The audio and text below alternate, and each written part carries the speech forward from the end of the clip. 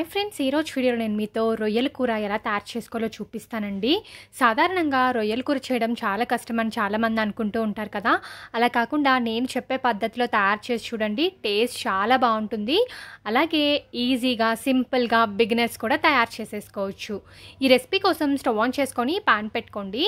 అందులో 3 టేబుల్ స్పూన్ల నూనెను వేసుకోండి. నూనె కొంచెం ఎక్కువే పడుతుందండి.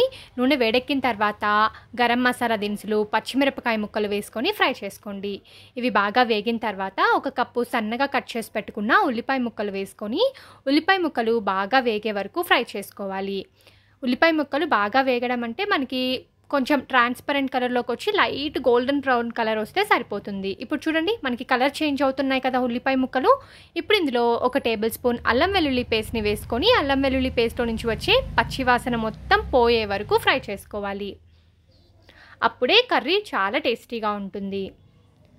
ఇలా అల్లం వెల్లుల్లి పేస్ట్ని బాగా వేయించుకున్న తర్వాత నీట్గా శుభ్రం చేసి పెట్టుకున్న రొయ్యల్ని వేసుకోవాలి.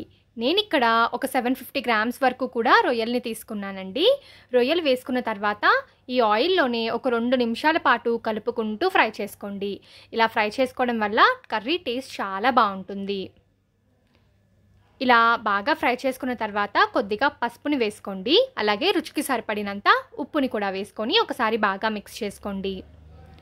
ఇలా వీటన్నిటిని ఒకసారి బాగా మిక్స్ చేసుకున్న తర్వాత మూత పెట్టేసి ఒక 3-4 నిమిషాల పాటు మంటని లో టు మీడియం ఫ్లేమ్ పెట్టుకొని కుక్ చేసుకోవాలి. ఇలా కుక్ చేసుకోవడం వల్ల రొయ్యల్లో నుంచి వాటర్ అంతా కూడా బయటికి వచ్చి కుక్ అవుతాయండి. సో 3-4 నిమిషాల తర్వాత మూత తెరిచి చూద్దాం. చూడండి, రొయ్యల్లో నుంచి వాటర్ బయటికి వస్తున్నాయి కదా. ఇప్పుడు దీన్ని ఒకసారి బాగా కలుపుకోండి. ఇలా కలుపుకున్న తర్వాత ఇందులో సన్నగా కట్ చేసి పెట్టుకున్న టమాటో ముక్కలు యాడ్ చేసుకోవాలి.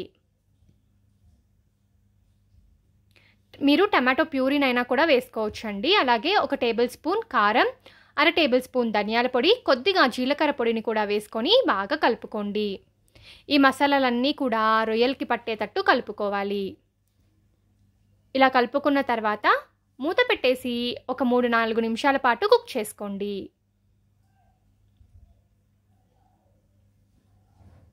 ఈ రొయ్యల కర్రీ రైస్, చపాతీ, రోటీ అన్నిట్లోకి కూడా చాలా బాగుంటుందండి. నేను ఇక్కడ కొద్దిగా కరివేపాకును కూడా వేసుకుంటున్నాను. ఇలా మనం మధ్యలో కరివేపాకు వేసుకోవడం వల్ల ఫ్లేవర్ అంతా కూడా రొయ్యలకి పట్టి టేస్ట్ బాగుంటుంది. ఒక 3 నిమిషాల తర్వాత మూత తెరిచి చూద్దాం. చూడండి, మనకి రొయ్యలు ఆల్మోస్ట్ ఒక 60-70% కుక్ అయిపోయాయి. ఇప్పుడు వీటిని ఒకసారి మిక్స్ చేసుకొని ఇందులో ఒక చిన్న కప్పు వాటర్ అయితే యాడ్ చేసుకొని ఒకసారి కలుపుకోవాలి.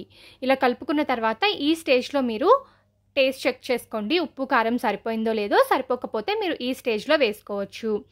ఇప్పుడు మూత పెట్టేసి 4-5 నిమిషాల పాటు కుక్ చేసుకోండి.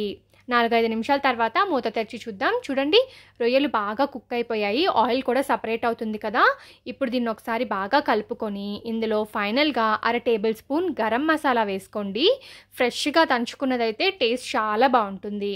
ఇప్పుడు బాగా మిక్స్ చేసేసుకోండి. ఇలా మిక్స్ చేసుకున్న తర్వాత ఒక 2 నిమిషాల పాటు కుక్ చేసుకొని ఫైనల్గా ఇందులో సన్నగా కట్ చేసి పెట్టుకున్న కొత్తిమీర తరుగుని కూడా వేసుకొని ఒకసారి బాగా మిక్స్ చేసుకొని సర్వ్ చేసుకోండి. అంతే, ఎంతో టేస్టీగా ఉండే రొయ్యల కూర రెడీ.